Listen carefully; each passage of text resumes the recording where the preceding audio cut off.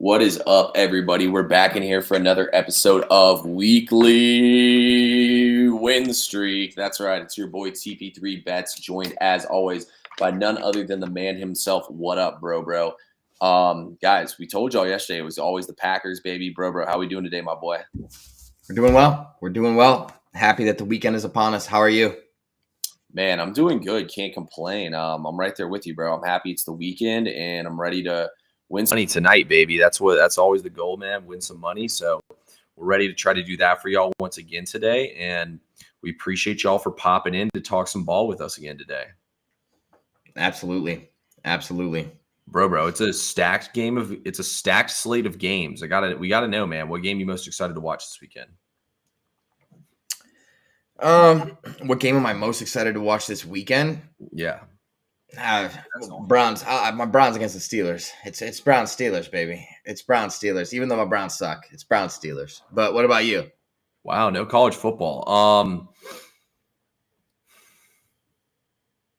You know what? We're going to say this right now because there's only 9 people in here so far, but there will be a lot more than that soon. So I don't want to give away the pick too much, but I'm most excited to watch the Cardinals play the Seahawks because I'm thinking of upgrading the Cardinals from a 2-unit play to a 3-unit play. So I'm most excited to watch that one.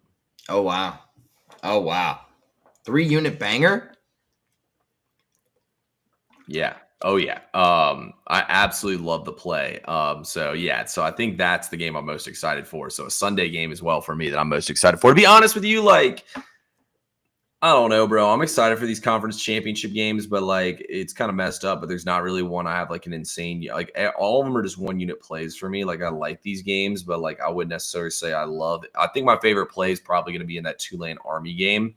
But there's just nothing that I'm willing to place a max play on, honestly, this weekend, which definitely is not as fun.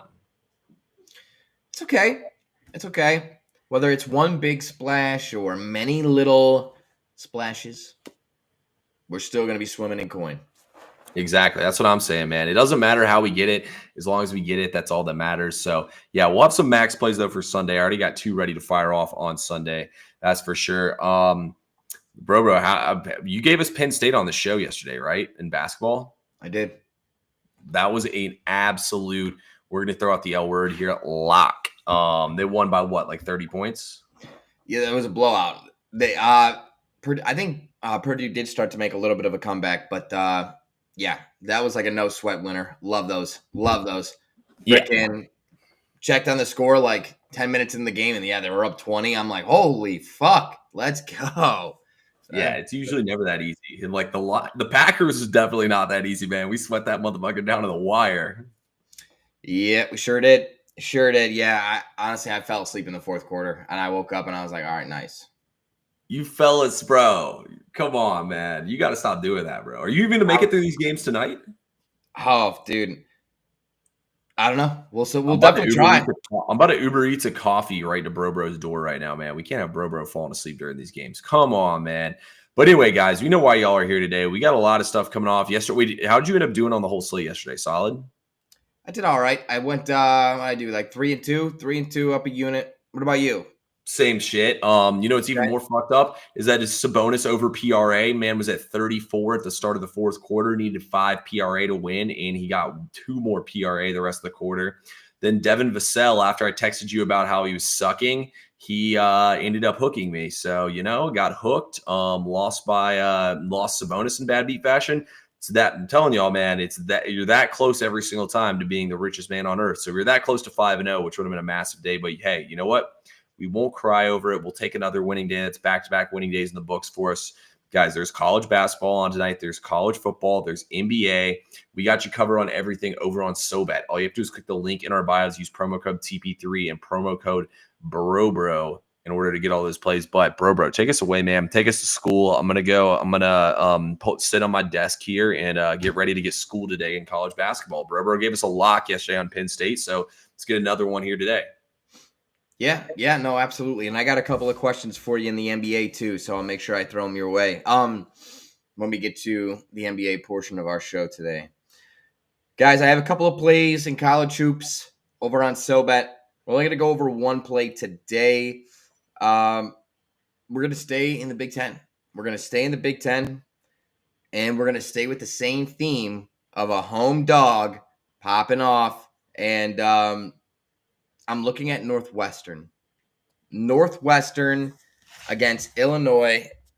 Illinois is the 13th ranked KenPom team. Northwestern is 62nd.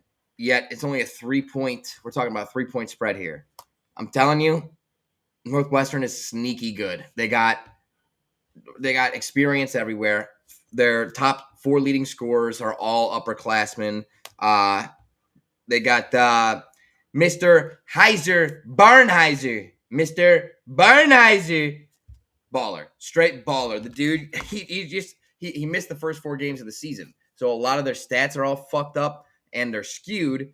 And I think that's why the line is so short. But Illinois has had a lot of success against teams on the glass. They're the number 1 rebounding team in the nation.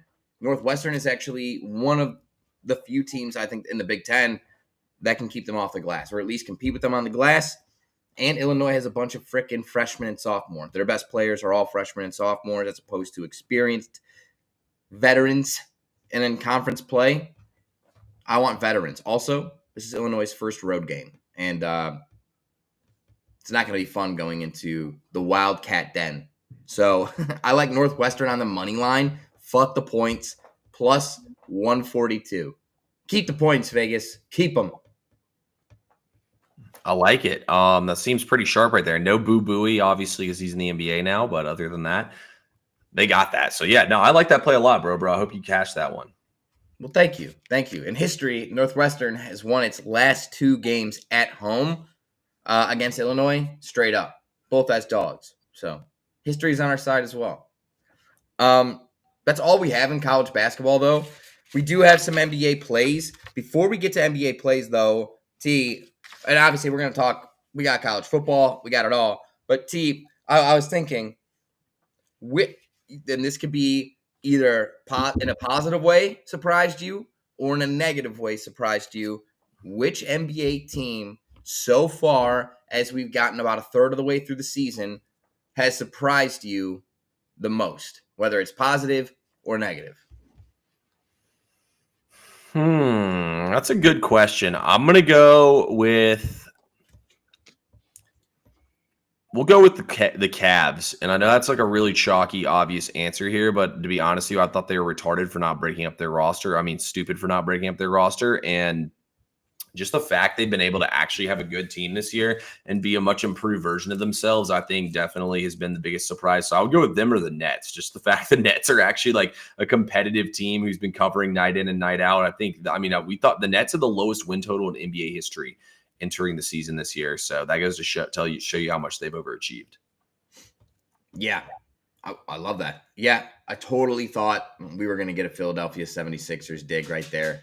All you Philly fans out there, you're safe, but you guys are surprisingly terrible this year. Well, they haven't played their players yet, I agree with you, but at the same time, they haven't had their full lineup on the floor really at all. So I'll cut them some slack there. Yeah, I won't. And then, who is your MVP so far in the NBA?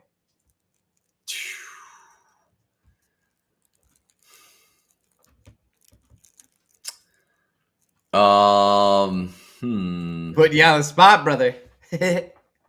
I mean, who I actually think is MVP or who I would give it to right now? Yeah, if you were placing a futures bet, who would you bet to be MVP? Oh, who would I bet to be MVP? Probably Luka. I know he missed a couple games, but it's the NBA. Players miss games every single day.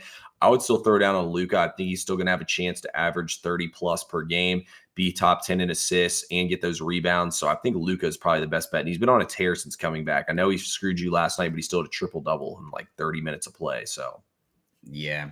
You know what? I'm not terribly upset about it. Like, it sucks for sure, but like, I know it was the right read. Like, you're trying to tell me he's not going to get 4 PRA in the fourth quarter if he plays? Get real. Come on. You know what I'm saying? But that's on me. That's why the line was so low. I should have let it be a lesson to you folks. Sometimes if it's too good to be true, it is. Normally his PRA is in between 47 and 49. So when I saw it at 45.5, I said, holy shite, value. No value. He didn't play at all in the fourth quarter. I think he got out there for a minute and a half, and then that was it. Yeah, see, that's what I was worried for the day before the game before that when his points prop was at 28. I was like, what am I missing here? Why is it 28 and a half? Usually his points prop's 31. So I thought it might just be a low number because he had just come back from injury, but it ended up working out for me. So yeah, no, I'm with you on that though. A lot of times when you see those points props like that, you're like, all right, what are we missing here? So definitely makes sense. But anyway, tonight for the NBA guys, I do have a free play for y'all. First play for y'all, I'll give y'all for free. We're going to go to the Minnesota Timberwolves game as they're going to be taking on the Golden State Warriors. The Warriors are underdogs again tonight. They cashed last night. I talked historically about how good Golden State's been as an underdog. So I don't hate Golden State to cover again. But my play tonight in this game, I'm going to go with Rudy Gobert. So I don't know if y'all remember or not, but Rudy Gobert got put in a headlock by Draymond Green last season in one of their last meetings when the Minnesota Timberwolves played them. Remember, they had the huge brawl. Klay Thompson and I think it was like Thompson and Jaden McDaniels got kicked out, and then Draymond put Gobert in a headlock. So Gobert's PRA line tonight is at 32, or is it 23 and a half? And in 17 out of 22 matchups with Kevon Looney, he's gone over the rebounds and assists alone have gone over the PRA line. So that gives us assists just as an extra little buffer here. And he's going to have extra motivation here. I mean, they put you in a freaking headlock, bro. You got to be pissed off here and come out here. I mean, they damn near put him to sleep. So, I mean, I think Rudy Gobert's got to come out here and try to put them to sleep. So I like Rudy Gobert to go off in this game tonight. I love that.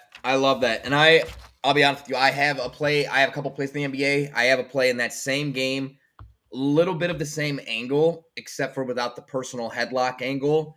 Fact of the matter is, Golden State is out a bunch of players.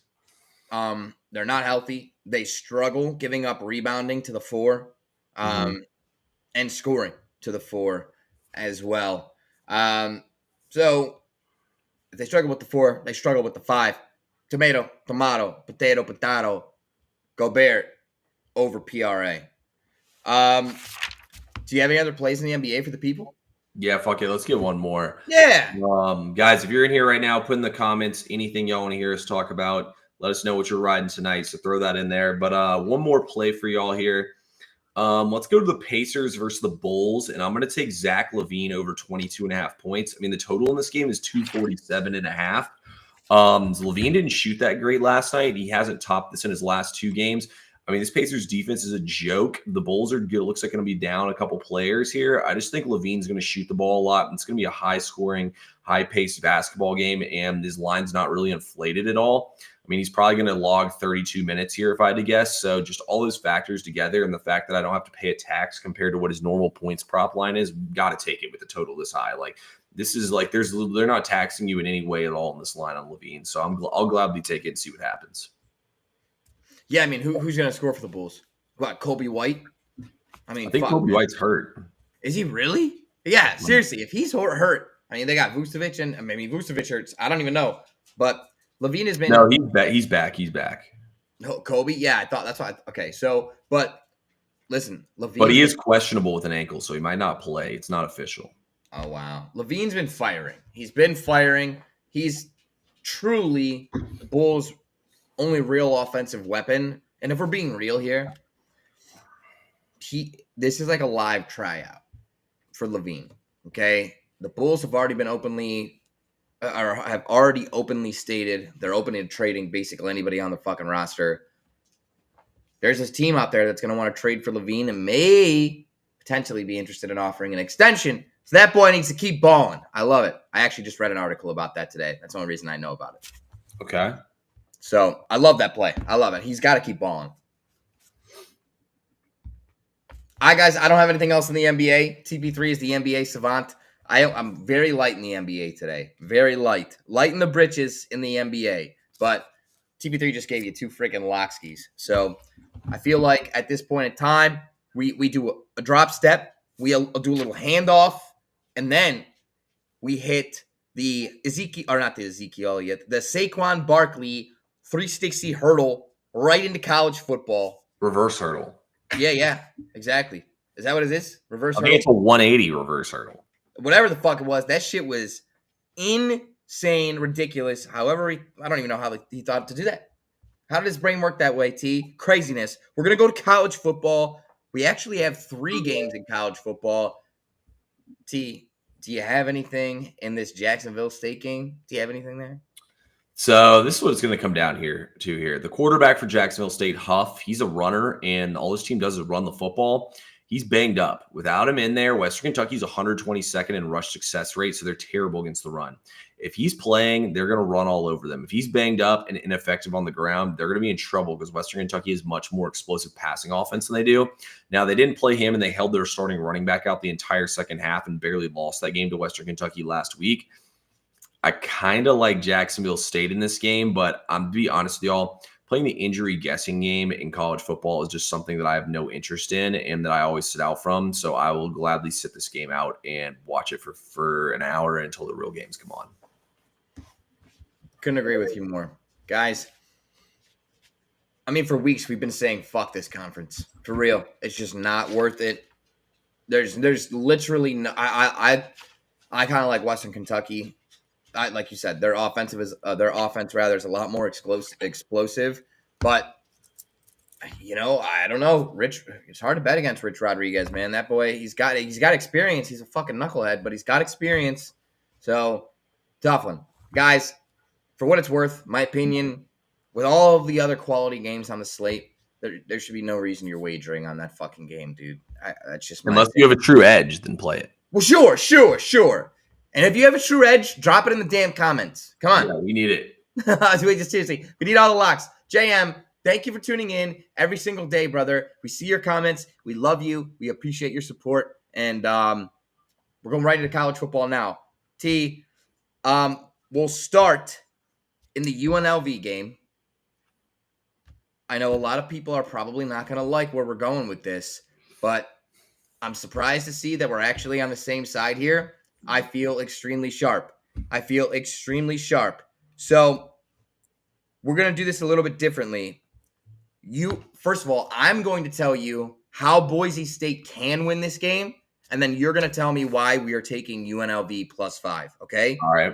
So how Boise State can win this game. They have to stay ahead of the chains. They have to control the time of possession, and they have to be able to run the ball much, much, much better against UNLV than they did previously. Maddox Madsen, their quarterback, needs to keep the ball out of harm's way because he has 2 times as many turnover-worthy plays as he does touchdown passes this year. Boise State is at home. They need to utilize their home field advantage. And they better hit that pretty blue turf and fucking pray, baby. They better hit that blue turf and pray. T, tell them why we're taking UNLV +5. Yeah, man, we like UNLV in this game today. So, guys, the main reason why I like UNLV in this game today is UNLV's run defense. The first game they held Ginty to 3.2 yards per carry, and I think they do the exact same thing to Ginty here again. They have one of the best run defenses in all of college football. And on top of having a great run defense, I mean, if you look at last game, UNLV had a 60+% win percent chance in the fourth quarter. Not only did they have that, but UNLV really moved the ball up and down the field effectively. They just sputtered inside the 5-yard line multiple times here. I think UNLV is the better team. I mean, the line's all over them here. Why is the line the exact same as it was when they were playing at home, and now they're on the road here? Malik Williams is a huge upgrade for them at quarterback. They have a lot more higher quality wins than Boise State does. Boise State played Oregon close, and that's it at the beginning of the season. Other than that, they really don't have anything quality on their schedule besides beating UNLV. I think UNLV is I'm not going to necessarily say they're the better team, but I think these teams are pretty close. And to get 4.5 points here with a team that I think has a lot more explosive offense and presents a lot more problems here, I'll gladly take it. So give me the run and Rebs in this game. I think they're going to win outright, but we'll take the points and fuck around and find out.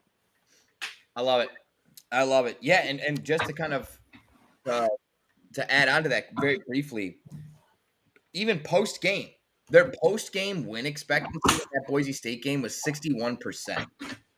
So when you look back at the outcome of the game, the summary of the game, there was a 61% chance overall that UNLV wins this game. They didn't. They couldn't find a way to get it done.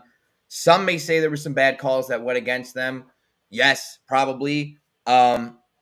who's to say they don't get the calls tonight, right? Who's to say they don't get the calls tonight? And I also have to say this. If Boise State has struggled with the mobile quarterbacks of not only Wyoming, but Nevada as well, and there were 2 close games right in a row, we got a mobile quarterback tonight.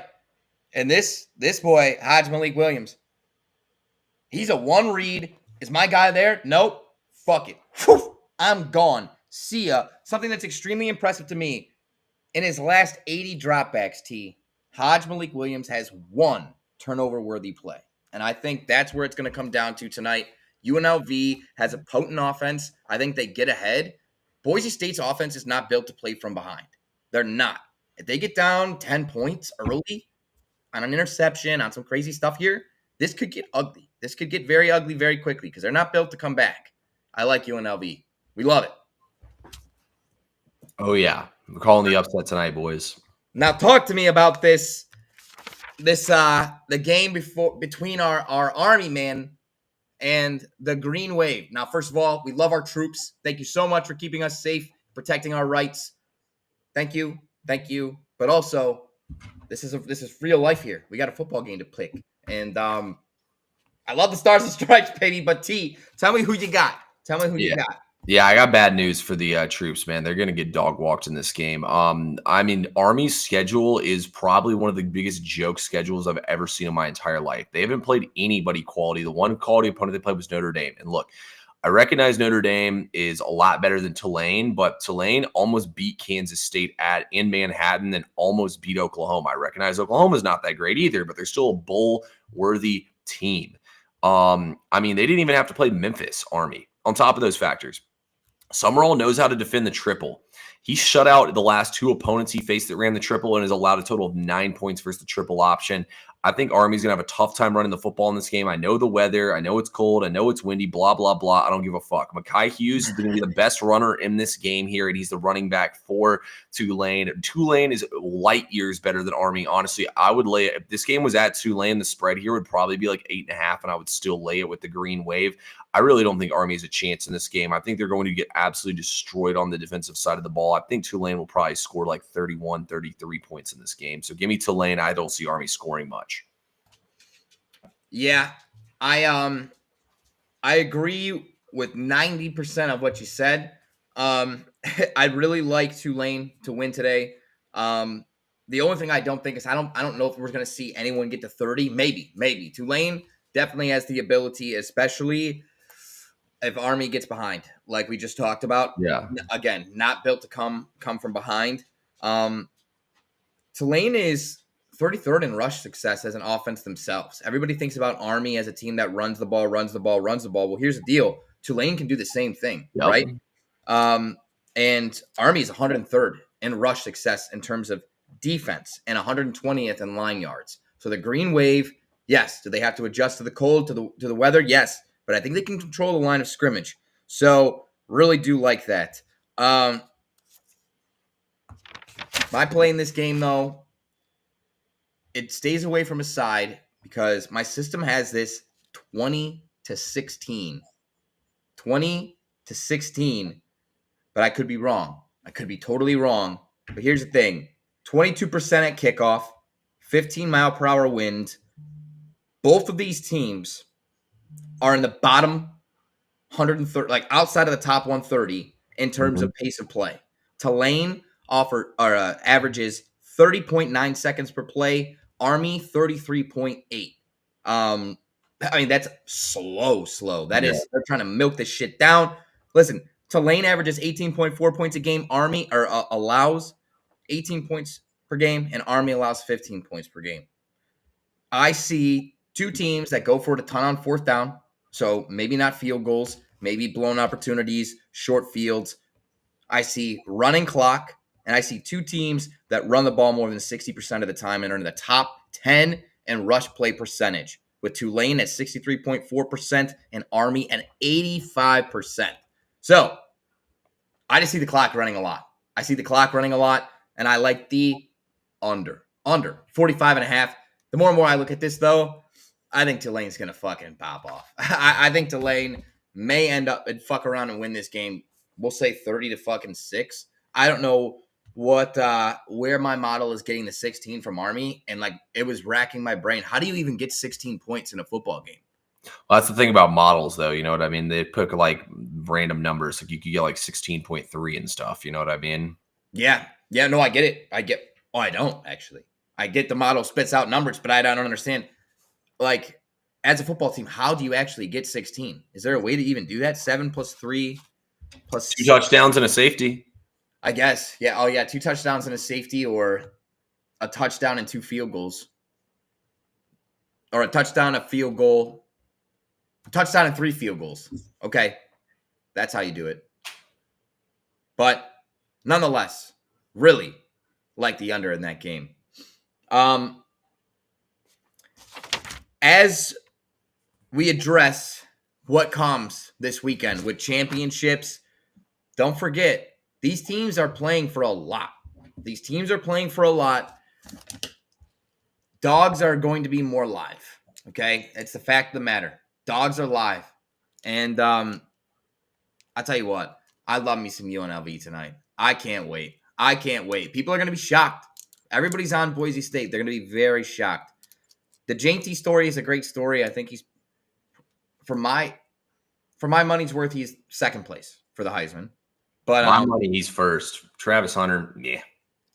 I don't know, man. Actually, that's great. That's a great topic. You think Jainty should get the Heisman over Hunter? I do.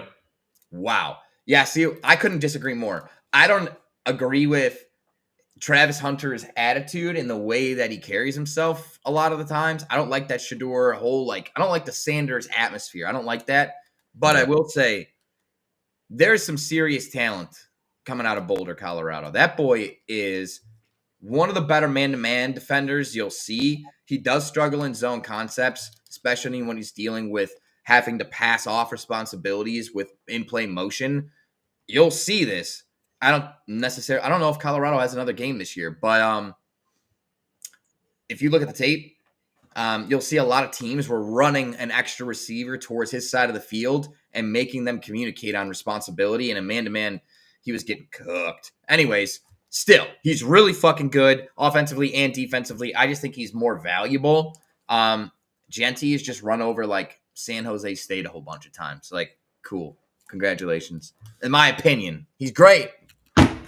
All right, this is where I'm going to completely disagree with you. First of all, Travis Hunter's not even top 10 in the nation in receiving yards, touchdowns, or any of that stuff. I get it, he's playing both ways, but he's not even playing against quality opponents. In the one game he did, they got destroyed by Nebraska in that game, and he got embarrassed in that game. He didn't do shit in that game, and Nebraska sucks. So the way I see it is, sure, it's cool and all. He plays both ways, but he's playing against garbage competition, and he's not even the nation's leader at anything. So, I just don't really get it. That's cool and all. He's playing both ways, but what else are you really doing, bud? I'm not seeing it, man. I think the Heisman Trophy winner should be Jainty, or, I guess there's really no quarterback putting up insane numbers like that. Dude, all I know is they better not even invite that boy from fucking Georgia. Carson Beck better stay the fuck home. Definitely not. Bro, honestly, realistically, numbers-wise, it should be Jainty or Cam Ward. But, Cam Ward lost twice, so, I get it. So, Cam Ward compared to Travis Hunter, I'm leaning a little more on the Cam Ward side of things, even over Travis Hunter. I think Travis Hunter should be, third or fourth. Wow. Okay. Hey, agree to disagree. Wait, did Tyrann Mathieu win the Heisman Trophy? It's a great question. I don't know.